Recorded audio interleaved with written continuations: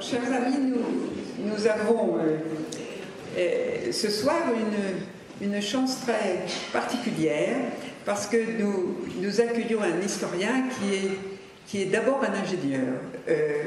Jean-François Bellost est ingénieur de l'École centrale de Paris et il a consacré sa vie à l'histoire des techniques. Est-ce que c'est bien exact? Et au patrimoine. Et au patrimoine, industriel. Oui, industriel, où il a tenu un poste longuement au ministère de la Culture.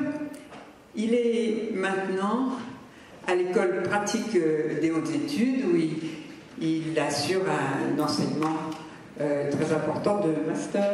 C'est ça? C'est un séminaire. Je vais vous passer la parole. L'école pratique en fait accueille des auditeurs et des étudiants, donc il peut y avoir des élèves de master ou des élèves qui sont en thèse. C'est une institution assez ouverte et très agréable, je dois dire. Très bien. Eh bien, nous sommes très heureux de vous entendre sur ce monument qui pose question aux habitants de la montagne depuis des années. Il y a parmi nous un de nos membres qui me disait il y a quelques mois que dans sa jeunesse, il était à Henri IV pendant la guerre, en préparation, je pense, et il disait que chaque fois qu'il y avait une alerte, les internes étaient affolé à l'idée que si le Panthéon était touché, il s'effondrerait sur le lycée et que tout le monde y passerait. Donc je vous raconte ce fait qui m'a été dit par quelqu'un qui est parmi nous ce soir et qui vous donne le ton de ce que les gens ont éprouvé par rapport au Panthéon à différentes époques, dont celle de sa construction, parce que Jean-François Bellost va l'expliquer bien mieux que moi, mais sa stabilité a posé problème dès l'origine. Je lui passe la parole. Merci beaucoup. Donc, ce que je vais vous raconter ce soir, c'est l'aboutissement de différentes recherches faites de façon assez ponctuelle. Je n'ai pas fait un travail continu sur le Panthéon. J'ai été amené à m'y intéresser principalement au début à cause de la présence de fer. C'est un monument armé. Donc, c'est ce sujet initial en tant que m'occupant de patrimoine industriel et d'histoire des techniques qui m'a mobilisé. Et puis, plus récemment, j'ai été sollicité par Jean-Michel Legnaud, mon collègue à l'École des Chartes, pour parler d'un engin de levage très connu, qu'on appelle la grue. Et de ce fait, je suis revenu au sujet. Et entre-temps, étant issu du ministère de la Culture et gardant des contacts assez étroits avec la direction du patrimoine et plus précisément le service des monuments historiques, je fais des interventions sur précisément l'usage du fer à l'école de Chaillot qui forme les architectes du patrimoine. Et nous avons fait dans ce cadre des visites avec les étudiants du Panthéon, conduit par l'agence Lefebvre, qui est donc architecte en chef des monuments historiques et qui, dès l'époque où on l'a fait, c'est-à-dire 2008, avait en charge le monument. Donc j'ai essayé de rassembler différents aspects de ces travaux pour faire quelque chose d'un peu inédit ce soir. C'est un peu comme ça souvent qu'on travaille, c'est-à-dire qu'en fonction des demandes, on avance un peu les sujets, on progresse.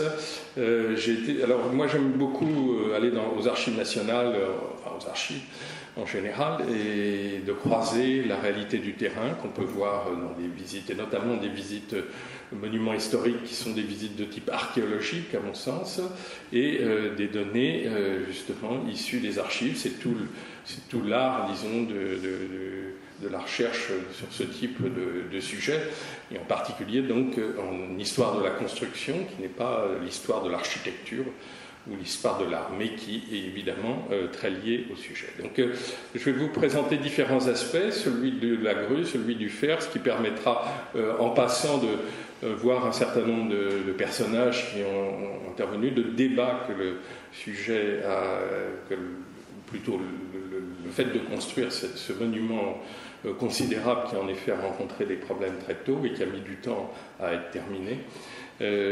Donc à travers ces différents aspects, on peut suivre la chose. C'est-à-dire c'est une histoire au fond, et moi j'aime beaucoup ça en histoire des techniques, qui part de cas concrets, un peu des choses, on peut dire par le bas, et puis petit à petit comme ça, on essaye d'avancer, de renouveler les points de vue. Alors bon, le Panthéon, vous le connaissez évidemment. Moi, je connais aussi pas trop mal, même si je suis, enfin, pas de l'intérieur, mais le quartier du Panthéon, même si je ne suis pas, je ne vivais pas quand j'étais à Paris dans le 5e arrondissement, mais enfin, on ne peut pas éviter d'aller se promener à Saint-Michel et dans tous ces coins-là, surtout quand on est étudiant. Et donc, il m'est familier, bien sûr. Et donc, bon, bah. Sainte-Geneviève, on le voit là de haut. En même temps, je ne l'avais jamais trop observé. Je veux dire, on passe à côté, on a toutes sortes d'anecdotes personnelles, et puis on découvre toujours, parce que c'est une histoire justement tout à fait extraordinaire, et des aspects constructifs, entre autres, ou autres, évidemment, au niveau de son occupation, qui fait qu'on pourrait y passer plusieurs vies. Donc ce monument a été construit, la première pièce a été posée en 1764, suite à un vœu qu'avait fait Louis XV en 1744, donc dédié à Sainte-Geneviève, la patronne de Paris, et il a été achevé qu'en 1790, et à ce moment-là, il a cessé pratiquement immédiatement, il n'était même pas consacré d'être une église pour devenir l'endroit où les grands hommes allaient être inhumés. Puis il est redevenu religieux sous la Restauration, reparti dans l'autre sens, pour finir en 1885 à être ce qu'il est maintenant, c'est-à-dire le monument dédié aux grands hommes de la nation, de la République en l'occurrence. Donc cet édifice a été conçu par l'architecte Soufflot, mais ce qui est très intéressant, c'est de constater que Soufflot a été très ambitieux dans sa manière de voir les choses, à la fois d'un point de vue stylistique, parce qu'il est à la fois byzantin, grec, avec la croix grecque, et aussi gothique, donc on peut le voir de toutes sortes de façons, et puis techniquement il a posé d'énormes problèmes dès la première phase de construction, c'est-à-dire avant que les dômes soient construit, ceci correspond à la phase 1764-1780, et ensuite, alors que Soufflot était décédé, l'élévation de ce dôme absolument gigantesque. Jamais on avait fait quelque chose d'aussi pesant. On évalue ça à 17 000 tonnes avec 3 coupoles, donc quelque chose qui défiait un peu les lois classiques de la construction. Ce qui fait que très tôt, et alors c'est aussi la formation d'ingénieur qui s'exprime, très tôt, Soufflot a travaillé avec des ingénieurs, en l'occurrence des ingénieurs des ponts et chaussées. Donc cette connexion, cette relation entre l'architecte et l'ingénieur est un peu au cœur aussi de la question de cette construction. C'est un sujet que j'ai essayé petit à petit, bon, après d'autres, je ne suis pas le premier, de faire avancer, mais en faisant un peu le point là, ces jours derniers, je me suis rendu compte qu'il y a encore des choses à dire et à découvrir. En plus, autre chose, il est régulièrement en restauration. En 1995 était paru dans la revue monumentale, la revue des architectes des monuments historiques, un volume consacré au fer dans la construction depuis le Moyen-Âge, depuis les cathédrales, et l'architecte en chef en charge à l'époque du monument, Hervé Baptiste, qui par parenthèse était un ingénieur de l'école centrale, a fait un article qui est titré le monument, je ne sais plus comment exactement, mais le sous-titre « Au chevet d'un grand malade ». C'est-à-dire que, alors moi je ne suis pas tout à fait d'accord, mais enfin, c'est parce que c'est un peu négatif bien sûr, mais c'est en effet un monument qui a passé son temps à devoir à susciter des interventions de restauration. Et vu d'un point de vue plus positif, bon, il a été pendant longtemps pas forcément bien entretenu, hein, c'est quand même souvent ça qui génère des obligations de restauration. Mais à cette occasion, et c'est vraiment ça un point sur lequel j'insiste, eh bien, c'est les chantiers de restauration, c'est des moments où on peut découvrir l'édifice de l'intérieur, accéder à des endroits inédits, enfin, on ne va jamais, et comprendre aussi, puisqu'il s'agit de comprendre les pathologies, comment les choses ont été construites. Et de ce fait, bon, j'ai eu la chance de suivre la chose en 2008, pas récemment, avec l'école de Chaillot, et donc j'ai des images de cette époque. Puis avant, on avait à l'inventaire organisé des stages, comme on faisait, avec en particulier Jeannie Meyer au Centre de recherche des monuments historiques, qui ont donné lieu à des visites du Panthéon. Donc il y a une séquence finalement de visites du Panthéon avec des photos et tout un acquis en quelque sorte lié à ça. Alors la dernière restauration, celle qui a porté sur le dôme, je ne l'ai pas visitée, je n'ai pas vu, bon, on avait imaginé de le faire, mais ça n'a pas pu être possible. Alors ce Panthéon, donc, tel qu'il est vu en haut de la rue Soufflot avec son grand fronton. Donc, en gros, c'est une croix grecque, pas tout à fait égale, hein, 83 mètres, je crois, sur 105, et puis donc une allure un peu byzantine, et puis donc ce dôme, qui lui est plutôt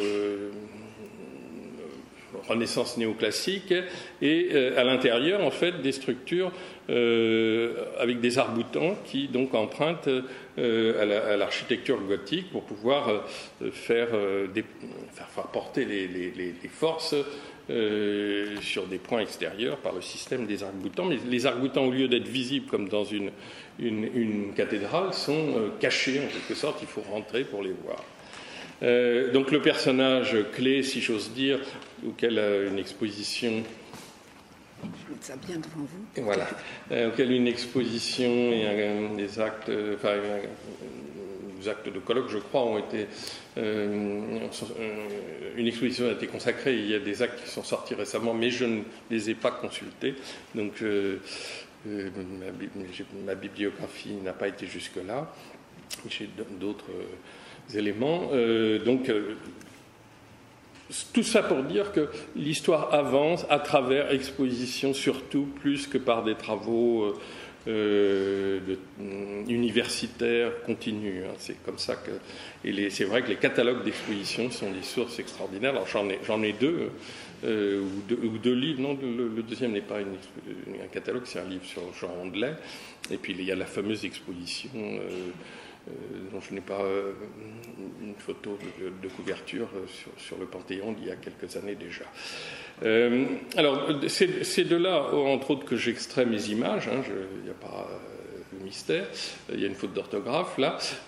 Donc, le projet de Soufflot, donc, à partir de 1764, les dessins dont on dispose. Oui, ce qu'il faut dire, c'est qu'on a beaucoup de dessins qui sont répartis dans toutes sortes de fonds. C'est un autre problème de la recherche, c'est d'y accéder. Il y en a qui sont aux États-Unis, hein, et ont été découverts par Hervé Baptiste, justement, au moment de sa campagne de restauration, je crois qu'en 1985, des plans qui étaient, je crois, dans la sacristie, donc une collection extraordinaire, qui ont été déposés aux Archives nationales, qui ont été restaurés, qui sont consultables, et à mon avis, il y a encore énormément de choses à extraire de ces plans. Donc je ne sais pas si ça fait partie de ce fonds. En tout cas, c'est un dessin assez connu, très souvent représenté, d'un projet de 1769 où il y a le dôme à 3 coupoles n'est pas encore conçu, mais où la croix grecque, disons, est déjà à peu près au point.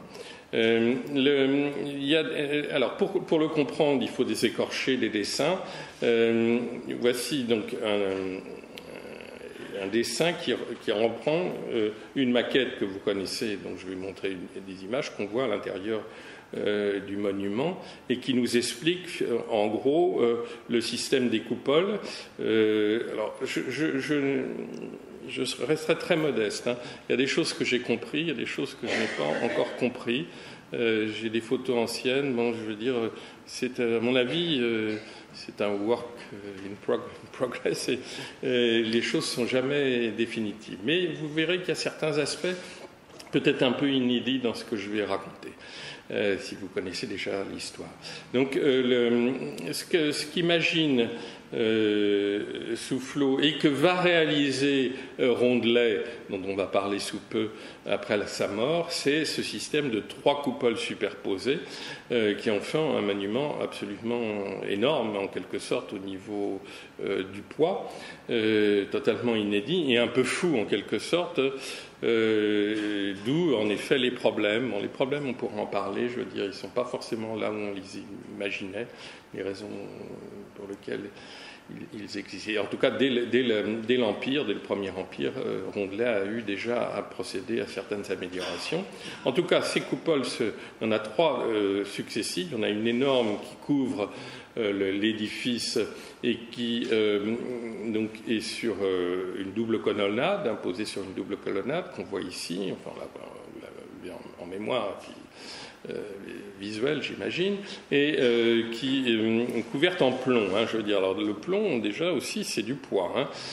En dessous, il y a une coupole intérieure dont je parlerai à la fin de l'exposé, qui en fait a une forme géométrique que connaissent bien les mathématiciens mécaniciens, c'est la forme de la chaînette qui est on dit souvent une parabole. Non, c'est une chaînette, c'est-à-dire qu'elle a des propriétés mécaniques qui sont...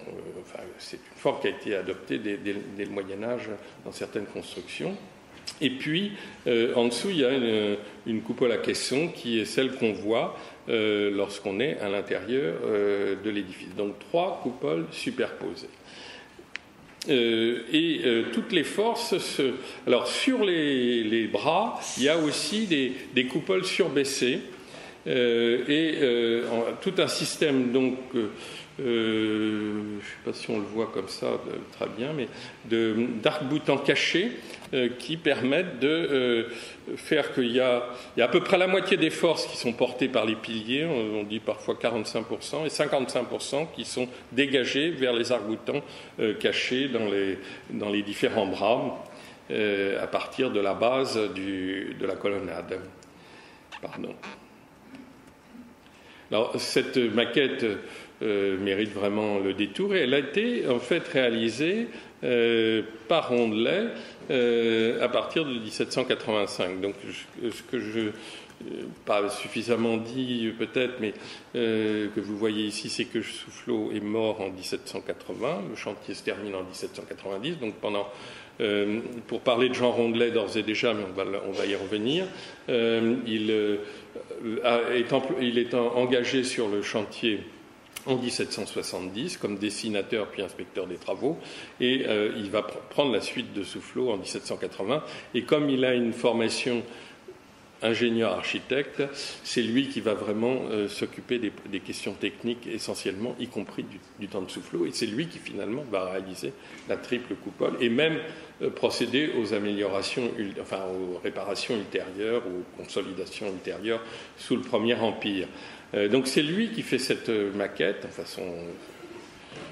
qui fait faire, enfin dans son agence, dans l'agence, disons, du Panthéon. Où on peut justement voir, quand on la regarde de près, un peu la manière dont on travaille les efforts et puis la structure par cet écorché. Notez principalement le fait que donc la triple coupole, repose sur 4 piliers dont, alors on va en parler incessamment sous peu, et puis des arcs-boutants qui, comme j'ai dit, qui se cachent dans les bras.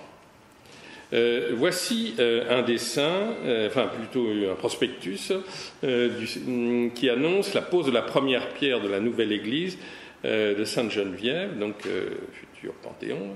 Et ce qui est intéressant, c'est qu'il est signé de Gabriel de Saint-Aubin, on le voit sur le côté là.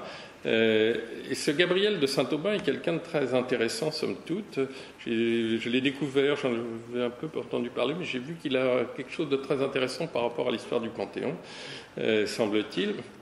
Donc, il fait, en 1776, c'est marqué quelque part, ici, hein, une vue prophétique de l'Église pour l'an 3000. Donc on n'y est pas encore, on verra comment ça sera. Donc c'est un dessinateur qui se promène dans Paris, qui fait des tas de choses un peu pittoresques, on peut dire, mais ce que j'ai découvert, c'est qu'il enseigne le dessin à l'école des Arts. Et l'école des Arts, c'est l'école de Jacques-François Blondel, enfin, on va le voir tout à l'heure, je confonds toujours les prénoms. Donc cette école, avant qu'il prenne la chaire de l'histoire de la construction à l'école des Beaux-Arts, il crée cette école privée en 1747, où vont passer énormément de gens qui vont ensuite devenir assez connus, et ensuite faire les Beaux-Arts, et passent aussi les élèves de l'école des Ponts et Chaussées. C'est-à-dire qu'il y a une association à l'intérieur de l'école des Arts entre Perronnet, dont on va parler, qui est un ami de Blondel et de Soufflot d'ailleurs aussi, et donc le directeur et le créateur de l'école des Ponts et Chaussées, fait passer ses élèves au moment de la création de l'école des Ponts, à l'école des Arts. Or, Rondelet, alors voilà Jacques-François Blondel, 1705-1700, c'est Jacques-François. J'ai retrouvé cette photo sur le net, il y avait eu une thèse sur Jacques-François Blondel et j'étais dans le jury, donc j'avais découvert un peu tout ça grâce à cette thèse. Je m'excuse, je n'ai pas plus le nom en tête.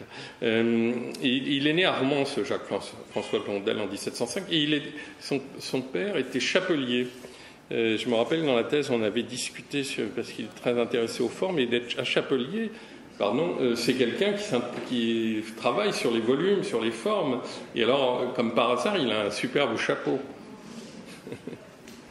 Alors voilà ce que fait donc, on revient au professeur de dessin de l'école des Arts, comment s'appelle-t-il, de Saint-Aubin. Il y a ça aussi qu'on trouve sur le net, séance de l'Académie des inscriptions et belles-lettres en 1773, je crois qu'elle est maintenant justement à l'Institut, ce dessin, il a été acheté. Et puis il y a ça, qui est absolument étonnant, portrait de Soufflot, 1776 aussi, je crois, c'est marqué quelque part. Donc Soufflot, et puis le Panthéon en train d'être construit. Alors, il y a ça aussi. Donc, il travaille autour du Panthéon dans les années 1770-1773. Je ne sais pas pourquoi, mais il est le professeur, visiblement, de Rondelet. Et c'est le même milieu que celui de Soufflot. Donc il y a une connexion, il a une commande, je ne sais pas. Juste une chose en passant, il fait ce dessin extraordinaire d'un atelier de femmes travaillant avec un nouveau rouet, on travaille avec les deux mains, que propose M. de Bernière, et M. Bernière est comme par hasard contrôleur des Ponts et Chaussées. Donc il y a vraiment une relation évidente avec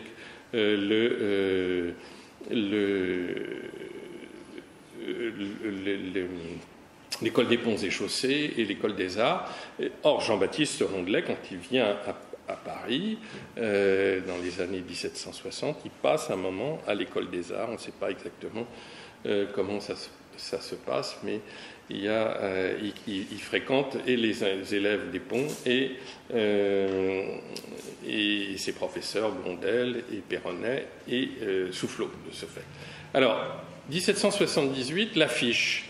je l'avais trouvée, je ne sais plus trop comment, depuis, moi j'ai retrouvé, donc c'est au musée Carnavalet, et elle est attribuée à Gabriel de Saint-Aubin.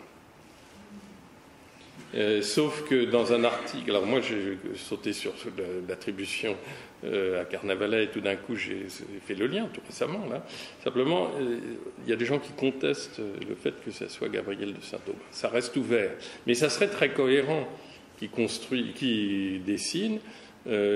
En gros, au moment, alors l'image elle est intéressante parce qu'il y a un échafaudage, il y a des grues et il n'y a pas encore les dômes. C'est-à-dire les dômes vont commencer à partir de 1780. On est à la fin de la période Soufflot, la première phase, et on va attaquer la construction des dômes, projetés déjà, mais non réalisés. Alors, voilà en passant Jean-Rodolphe Perronnet, si vous avez les dates, je crois qu'il y a une faute d'orthographe là aussi, il n'y a pas de Z. Si vous voyez les dates, il y a des générations, hein, c'est la génération d'avant Rondelet, et donc c'est le créateur de l'école des ponts, ingénieur des ponts qui fait le pont de Neuilly, enfin il fait un certain nombre de ponts archi connus, c'est un grand constructeur de ponts. Alors, une fois qu'on a un peu cadré ce milieu, où je répète, on voit que Soufflot, Rondelet, les gens qui œuvrent au Panthéon sont très liés avec le milieu de l'école des ponts et chaussées. Donc on va comprendre que sur le Panthéon, il va y avoir une connexion entre ingénieurs et architectes via ces connaissances. Alors, passons maintenant au monument. Grâce à la visite de 2008, donc c'est pas d'hier, heureusement qu'on peut garder les photos, avec l'école de Chaillot, les étudiants de l'école de Chaillot. Donc je montre simplement là.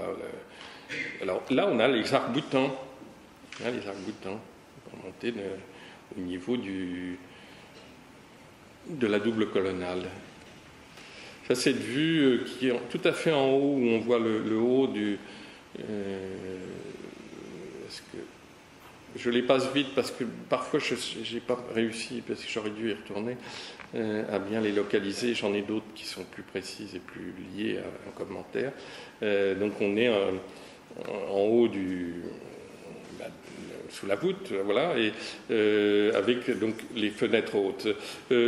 Juste en passant, il y a un problème d'éclairage qui est tout à fait important.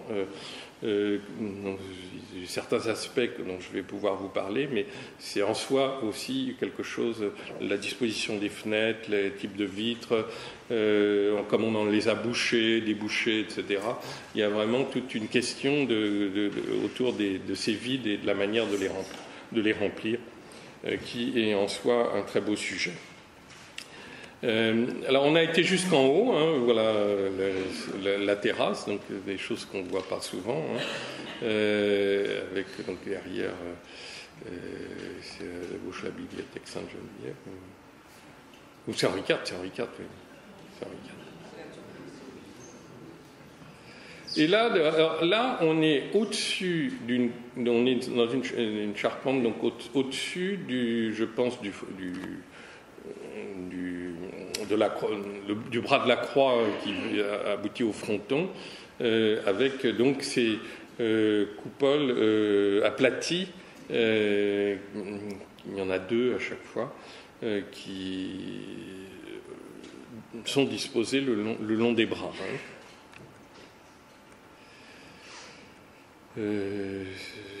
Ma photo était mal placée, je voulais monter, la terrasse je l'ai montrée trop tôt, mais voici une vue, c'est l'intérêt de monter. Qu'est-ce qui se passe là?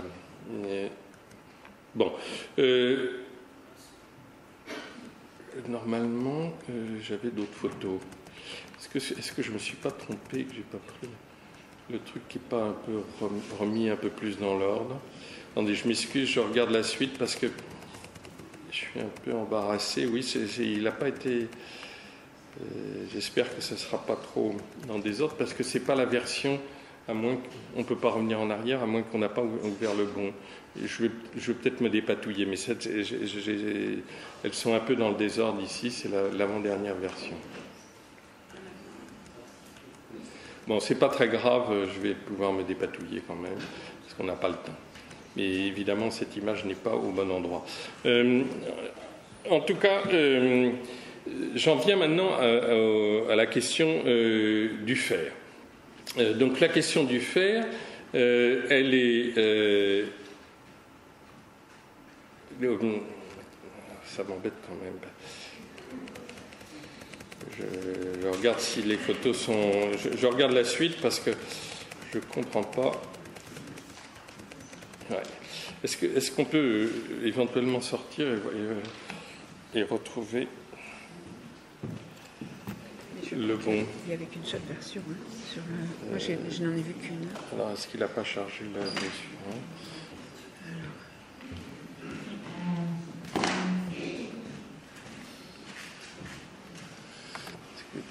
J'ai deux clés.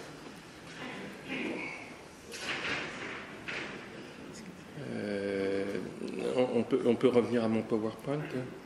Oui, si vous voulez. Pour que je vois les différentes choses. Parce que j'ai peut-être mélangé les deux capuchons. Il y en a une où la version est... non, ce que je voulais dire, c'est dans la clé. Il faut la remettre. Ah, vous l'avez enlevé.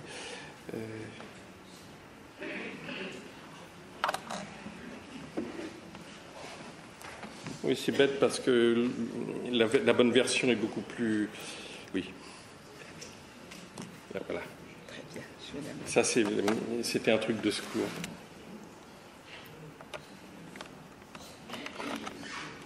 Alors, je vais fermer celle-ci et vous allez voir.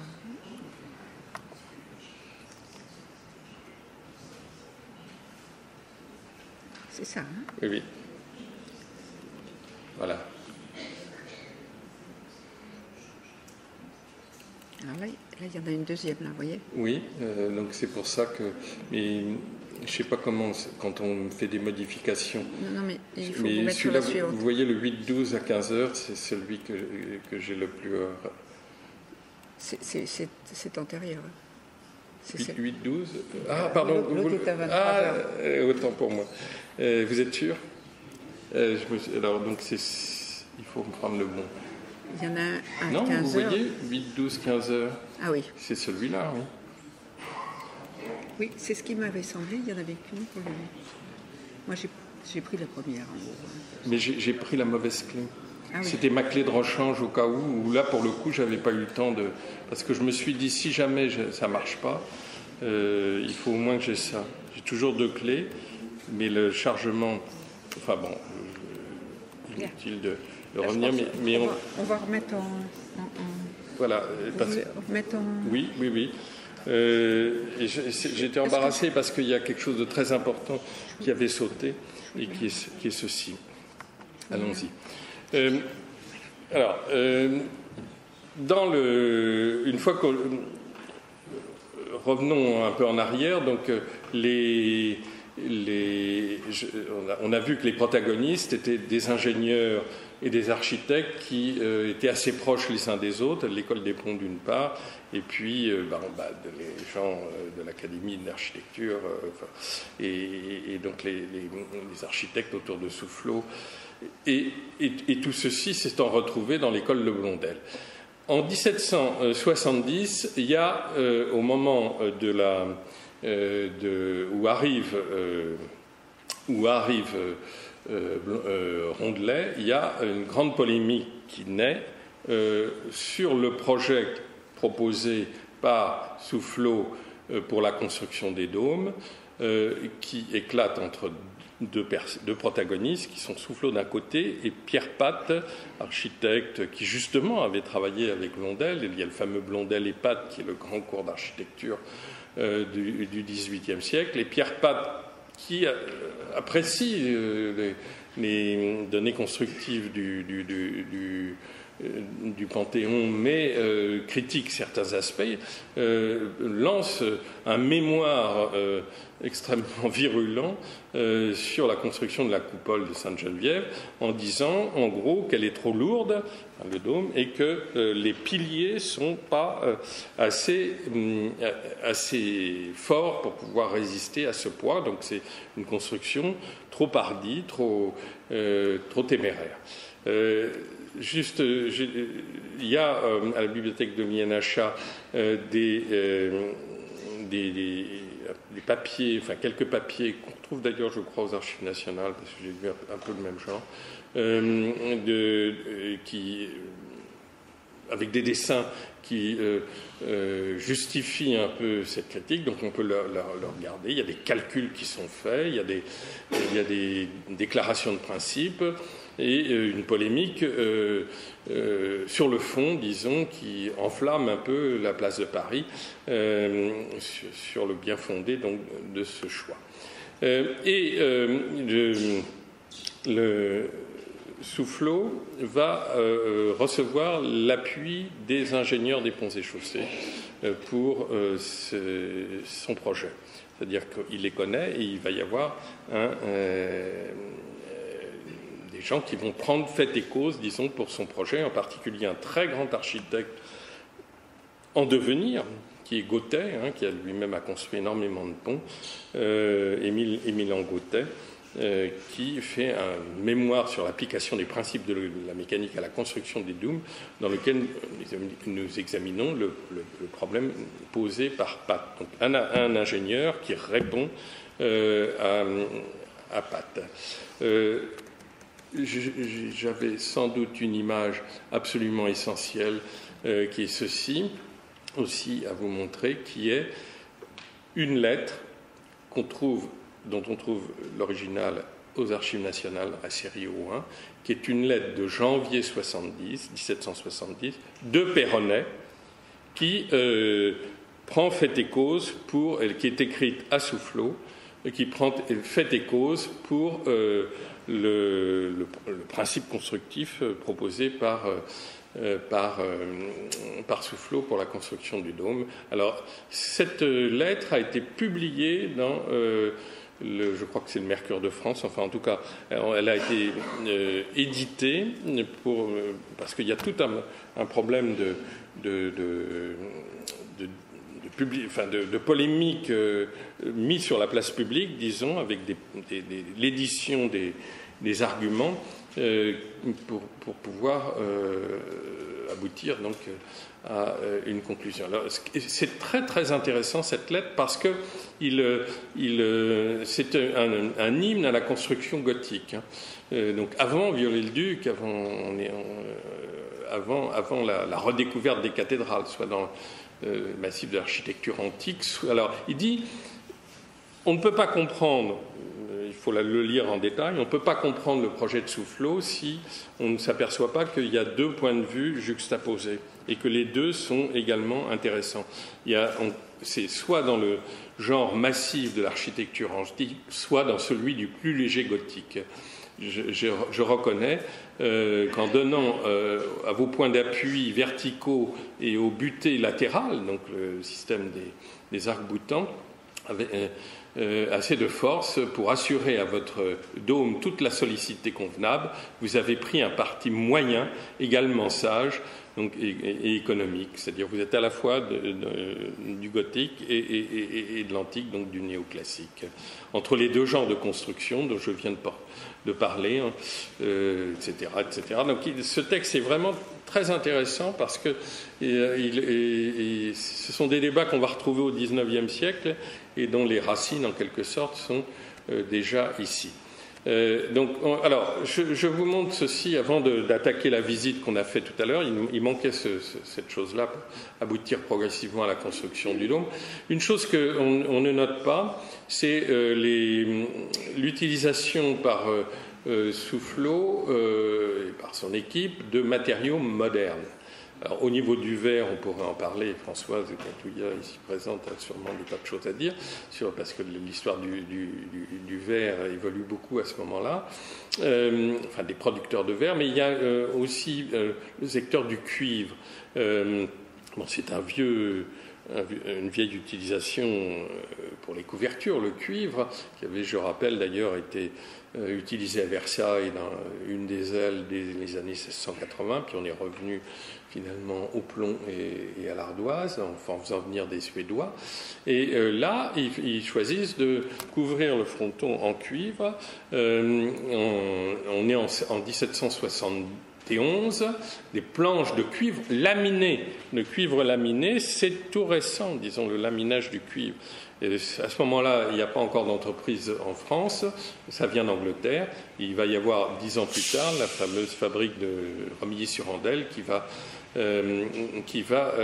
mettre sur le marché du cuivre laminé, qui fait qu'on va avoir des couvertures en cuivre, la Bourse, la Madeleine,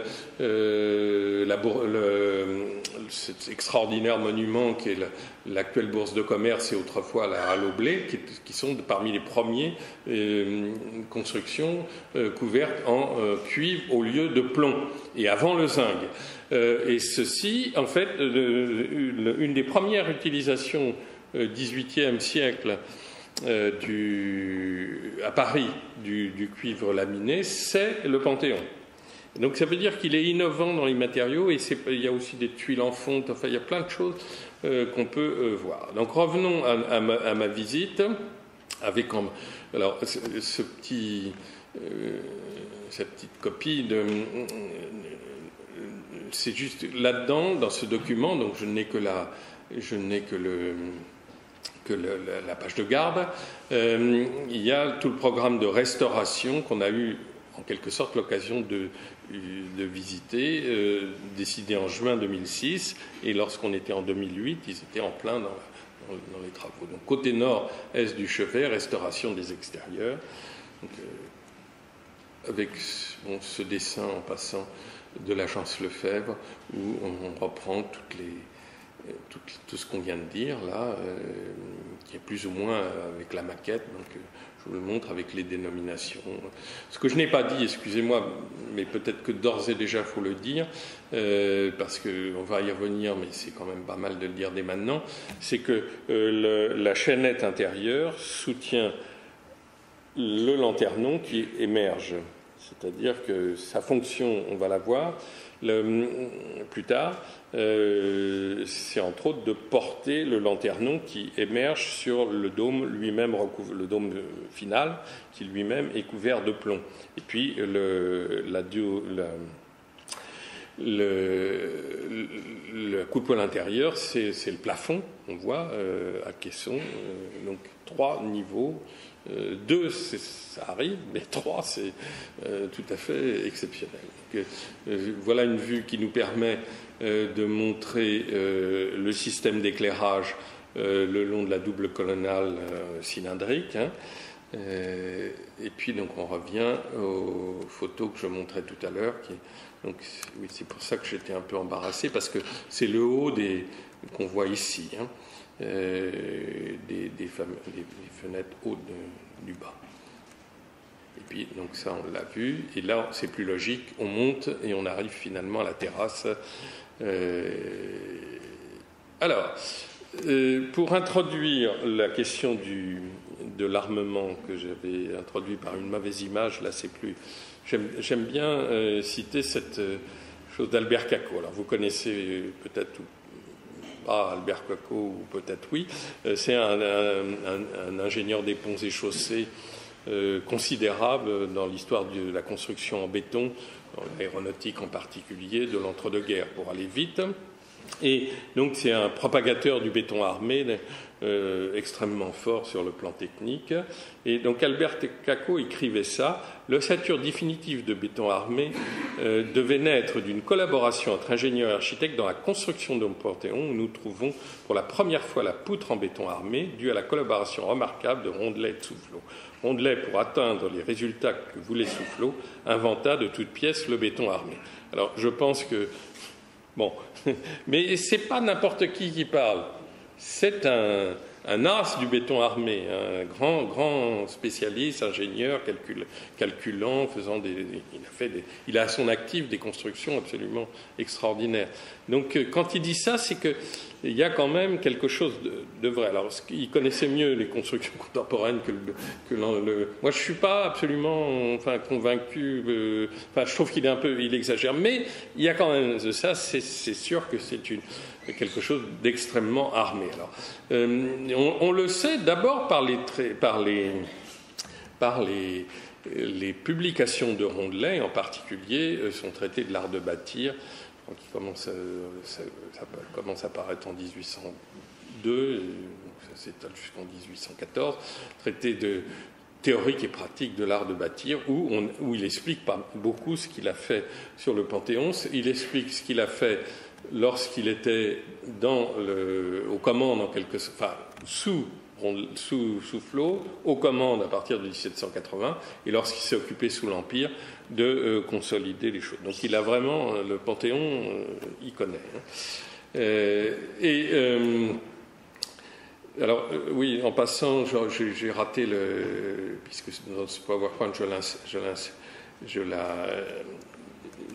je vais quand même la montrer parce qu'il faut rendre quand même à César ce qui est à César. Non, il n'est pas mort. Il y a le livre sur Rondelet, le livre américain, je veux dire, sur Jean Rondelet, que j'ai ici d'ailleurs. Je vais au moins le montrer, parce que c'est tout à fait remarquable. Donc, Jean Rondelet, The Architect as Technicien.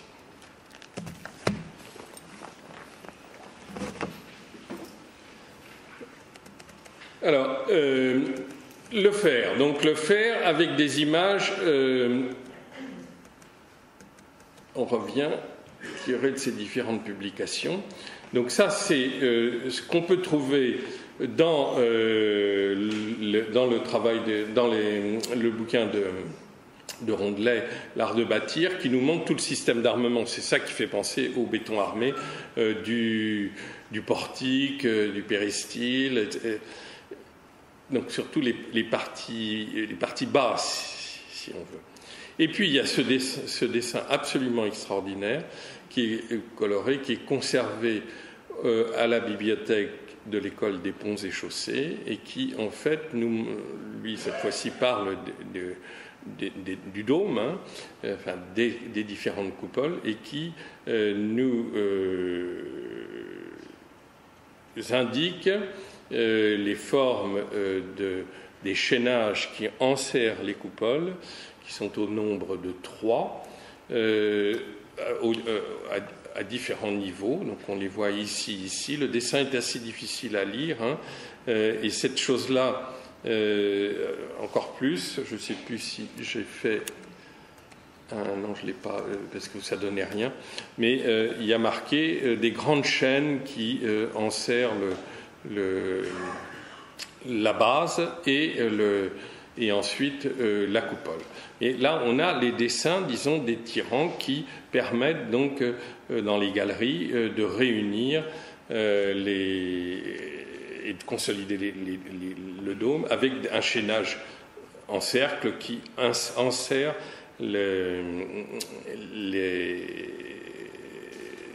qui enserre le dôme sur 3 niveaux. Alors, ici, on a l'école des ponts et chaussées, manuscrit, quelque chose. Donc, il est conservé là-bas. Pourquoi est-il conservé là-bas ? Eh bien, parce que, justement, à partir du moment où on sait qu'il y a le conseil qui est demandé, l'appui, on peut dire, de Perronnet et des ingénieurs des ponts au projet de Soufflot, eh bien, ça fait partie, donc, du dossier technique. Et aux arènes, il y a des choses un peu comparables, qui visiblement sont à relier, qui sont justement des dessins du cerclage. Donc c'est dans le livre là, il faudrait les regarder de plus près, et on retrouve le dessin du chaînage et des tirants qu'on va voir. Donc si vous voulez, il y a de la matière graphique d'époque qui permet de reconnaître le système de ferraillage. C'est un sujet, moi, qui m'intéresse beaucoup d'une façon générale depuis un certain temps.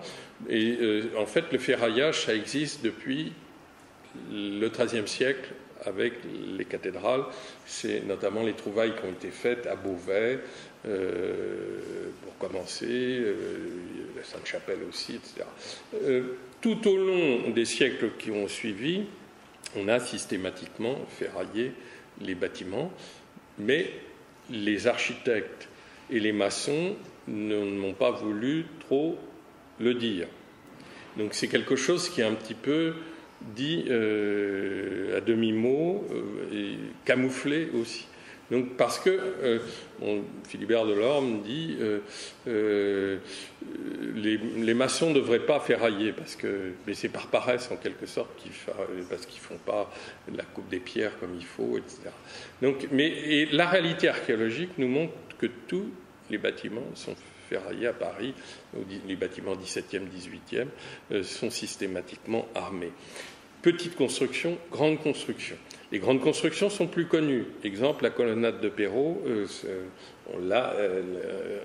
ça a été reconnu et c'est très bien fait, etc. Le Panthéon fait partie aussi des monuments où le ferraillage est admis et reconnu. Simplement, entre les dessins qu'on a et la réalité, il y a quand même un écart. Donc, c'est là où la restauration, le travail donc fait par Lefebvre et les prédécesseurs, Baptiste, ont permis d'identifier énormément d'usages du fer en différents endroits. Là, c'est les choses principales qui sont dessinées de façon assez logique pour tenir certaines choses qui doivent le tenir. Et puis, on a des textes. Alors là, je vous montre simplement rapidement une page. On a les gros fers employés dans la construction et toutes les chaînes sont parfaitement décrites. Il y en a la plus grande, une chaîne donc d'un chaînage donc qui en sert. À la base, elle fait 400 mètres de long, 194 toises. Et donc il y a le poids que ça correspond 4800, non, ça c'est le prix. Donc on a la totalité du fer dans ces devis oui, c'est ça, c'est des comptes. Donc la question est économique qui nous permet d'identifier les différents endroits où le fer a été utilisé, l'énorme quantité. Alors après, on peut essayer de le reconnaître plus aux différents endroits accessibles, et en particulier donc le long à travers les fameux arcs-boutants cachés. Vous voyez, ils sont là dans le dessin aux Archives nationales, donc ça fait partie des dessins retrouvés, et ils sont noyés ici. Ici, ils sont visibles dans les galeries qui entourent le haut. On les voit ici. Parce que dans les parties qui ne sont pas accessibles, on ne se donne pas la peine de cacher ces tirants. Il y a des endroits où on ne peut pas. Ici aussi. Ici aussi. Donc quand vous vous promenez dans les différentes galeries en montant, vous en voyez partout. Et dans l'article de Baptiste, il y a justement sur l'arc-boutant une photo qui nous montre le système de liaison qui pouvait y avoir. Alors, les carrés, on le sait par les barres de fer, on le sait par la facture ou le devis de tout à l'heure, c'est 2 pouces sur 2 pouces. Donc ça fait 5 cm sur 5 cm.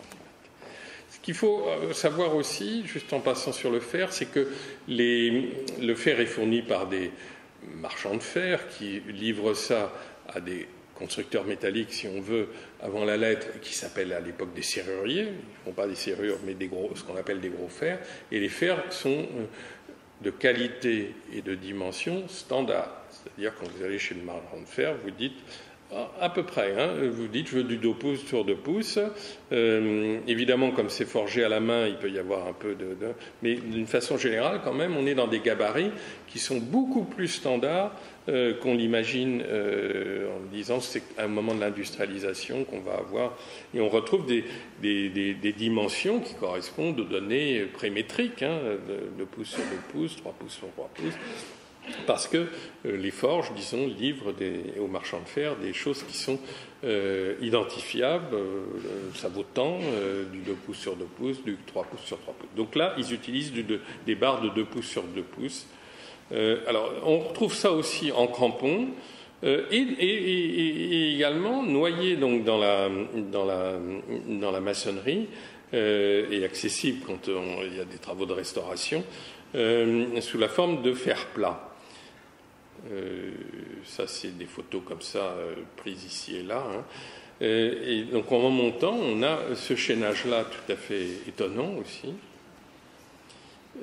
avec un système. Alors, en passant, vous avez une chose aussi qui est très intéressante, c'est le système de liaison. On est avant les rivets, on peut boulonner ou bien faire un système de moufle qu'on a vu tout à l'heure, c'est-à-dire qu'on enserre de bas.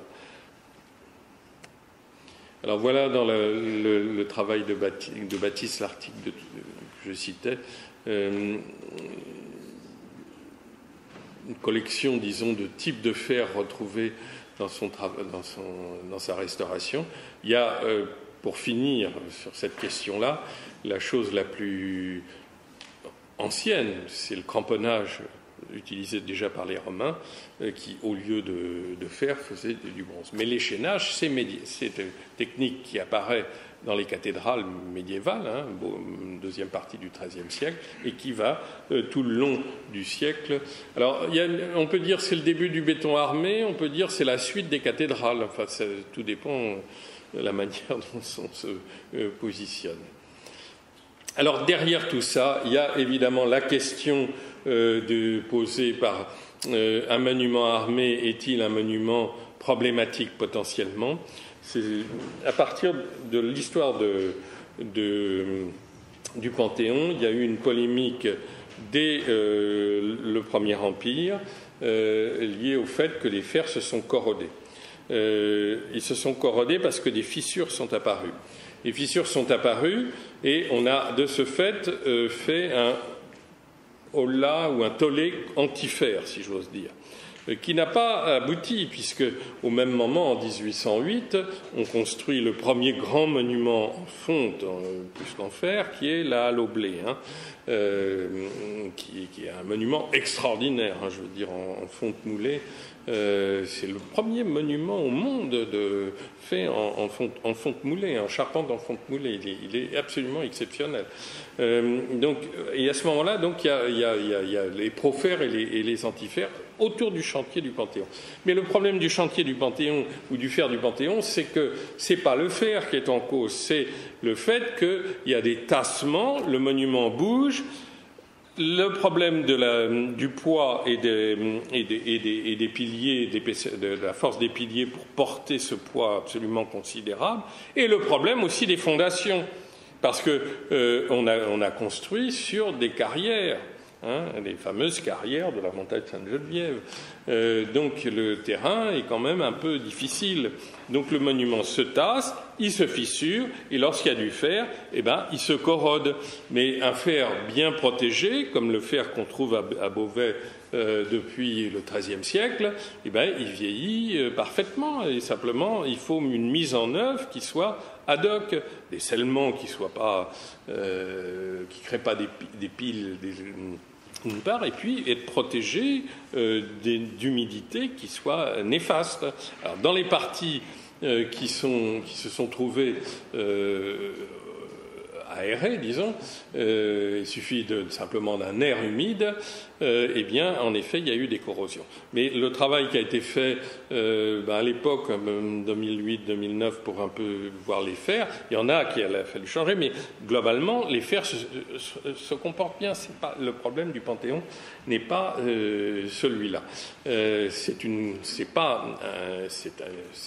c'est une conséquence des maladies, si j'ose dire, mais pas l'origine de la maladie, comme on l'avait pu le croire au début du 19e. Alors, la manière dont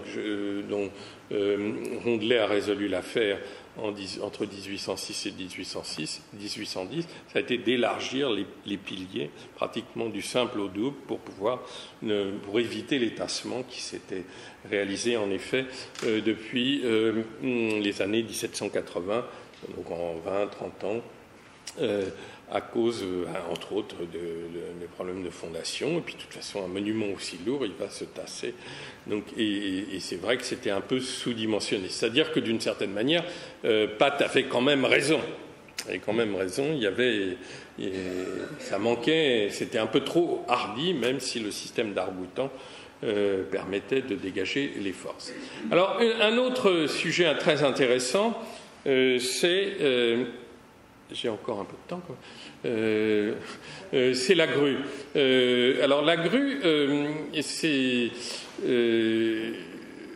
pour élever des pierres aussi importantes, aussi lourdes et aussi haut, hein, parce que le monument est à 83 mètres de haut, c'est un des plus hauts jamais construits, hein, eh bien, on a l'obligation d'utiliser cet engin. Qui donc est un engin de levage qui a la propriété de tourner, de pivoter. Donc l'histoire de la grue, par rapport à des systèmes qui sont moins mobiles, disons, est en soi un très beau sujet qui renvoie à celui plus général du problème du chantier. C'est bien gentil d'avoir un édifice et de l'étudier, encore faut-il savoir comment il a été construit, dans quel délai et avec quelle installation éphémère qui sont les échafaudages, qui sont les grues, qui sont les engins de levage. Généralement, on passe un peu vite sur cette chose-là, or c'est évidemment essentiel. Alors,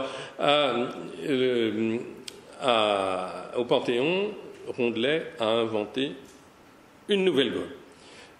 Qui est connue grâce à ses écrits et celle d'un certain nombre de contemporains, Quatremer de Quincy, des mécaniciens, parce qu'elle a été jugée extrêmement performante. Et elle a remplacé en fait une grue qui avait été installée dès les années 1763 et 4, qu'on voit dessinée ici dans un dessin de la BN, principale grue servant à la construction de l'église Sainte-Geneviève, et avec cet avis, donc, il est mal. La beauté de sa composition et les services qu'elle rend nous ont amenés à en faire la gravure. Et elle a été inventée par le sieur Brûlé, maître charpentier des ponts et chaussées et des hôpitaux à Paris en 1763. Le chantier commence en 1764 et elle a été inventée pour justement, dit-on, élever les 4 piles servant ultierement à porter le dôme. Le problème, alors en réalité on trouve ce type de grue sur d'autres chantiers antérieurs, simplement celle de Brûlé, elle est particulièrement monumentale et importante en dimension, mais au chantier de Saint-Sulpice, dans les années 1730, on voit ce type de grue fonctionner, et elle est dessinée dans le dictionnaire des mathématiques, ce qui montre bien que la grue, c'est un engin mécanique, mathématique, en 1691, on voit à peu près le même dispositif. Elle fait, alors je croyais l'avoir mis... voilà, elle fait 10 mètres de volée et 25 mètres de haut. Donc c'est quelque chose d'absolument vertigineux qui était au milieu, mais c'est celle qu'on voit sur le dessin de 1778, c'est pas la grue de Rondelet, hein, c'est la grue d'avant. Et donc il y en avait une énorme qui servait à soulever pour faire les pierres pour faire les piliers. Et puis plusieurs qui pouvaient être montés aux étages. Enfin, de toute façon, une grue, ça se démonte, et une fois que c'est le charpentier, disons, la monte à l'endroit où elle est nécessaire. Donc cette énorme, malheureusement, elle s'est cassée un peu la figure, enfin elle était trop lourde, ça ne marchait pas. Et c'est pour ça que Rondelet invente une nouvelle grue, beaucoup plus stable. Je ne vais pas trop détailler, mais elle est beaucoup plus ingénieuse en quelque sorte. Elle est plus petite, 12 mètres de haut. Alors la volée, c'est la partie comme ça. Et elle est aussi... Alors elle introduit un nouveau type de déplacement. Il y a le pivotage, l'élévation bien sûr, mais en plus là, comme dans les grues modernes, on peut diminuer ou augmenter la volée. C'est pour ça que ça fait entre 3 et 6 mètres de volée. La volée, c'est ça. Hein. Alors, il introduit aussi toutes sortes de règles mécaniques. La hauteur du poinçon doit être pas plus de... sinon, ça se casse la figure, il faut un contrepoids, etc. Donc, elles sont beaucoup plus stables et elles vont pouvoir quand même lever des pierres de 3 à 3,5 tonnes. La grande rue qu'on a vue longtemps ici, elle levait 6 tonnes, hein, c'est à peine plus. Pas 2 fois plus. Alors, elle est dessinée dans le traité théorique et pratique de 1802, enfin, qui commence en 1802. La voici. Et elle est censée, au début du 19e, d'après ce qu'on dit, avoir eu énormément d'usage. Hein. Mais je n'ai pas vu dans quel type de chantier, mais je crois qu'à l'école de médecine, elle a eu des utilisations. C'était la meilleure grue inventée par Rondelet qui pouvait être utilisée. En 1778, on a quand même là, grâce au dessin, on le voit, des grues plutôt du type brûlé, du type d'avant. Hein. Et alors, il semblerait, moi c'est dans le livre sur Jean Rondelet, là, il semblerait qu'il y en ait une dans les combles conservée, le petit modèle. Je sais pas, moi je vois que cette photo, je ne sais pas si c'est vraiment une grue de Rondelet conservée là-haut. Alors, cette autre planche du traité nous fait rentrer dans le problème dont je parle très rapidement, qui est celui des échafaudages, qui vont engin de levage, échafaudage.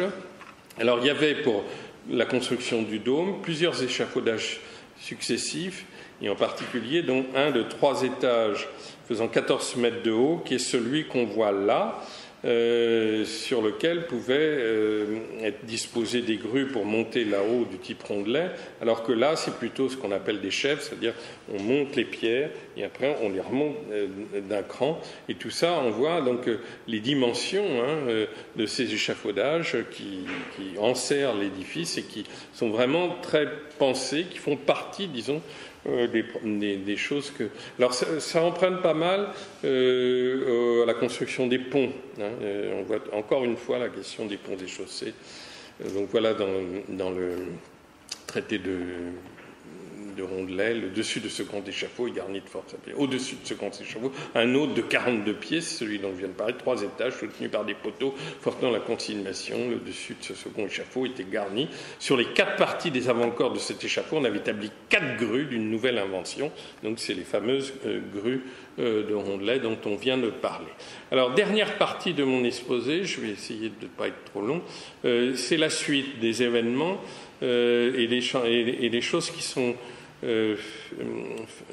zoomer à nouveau sur quelques points intéressants que notamment les chantiers de restauration permettent de voir. Donc je vous montre quelques images du Panthéon en passant.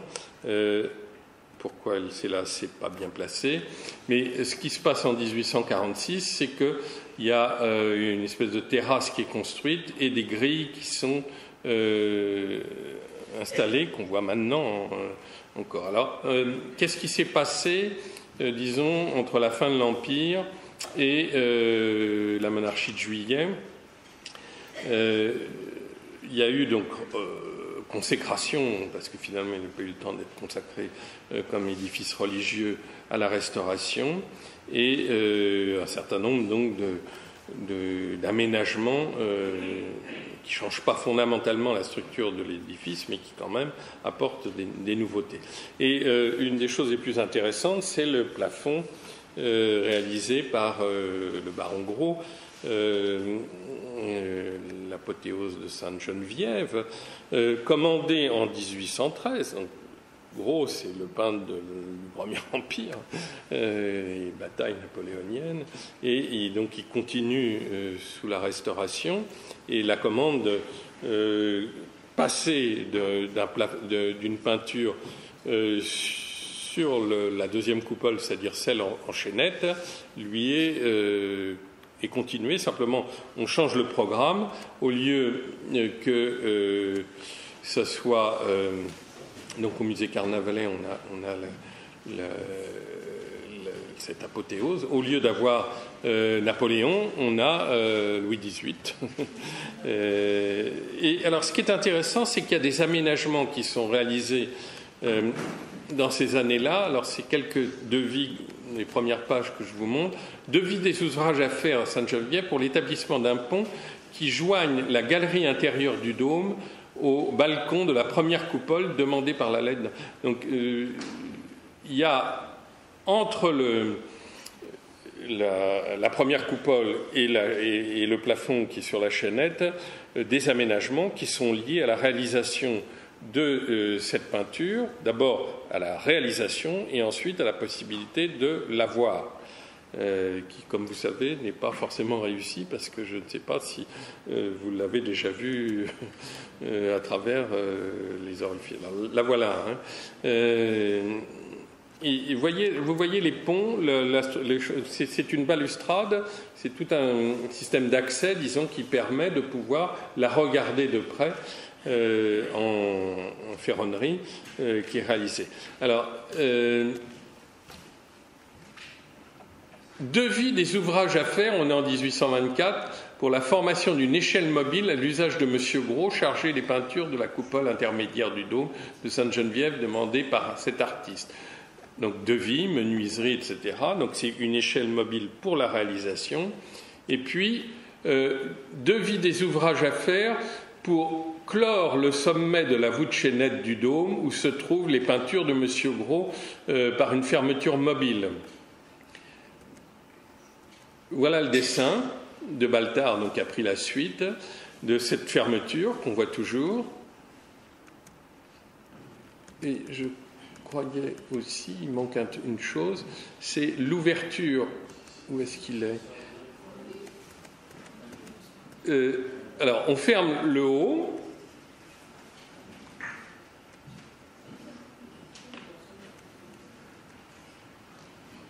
Et également, on agrandit la lunette du dôme au-dessous de la coupole pour qu'on puisse voir la peinture.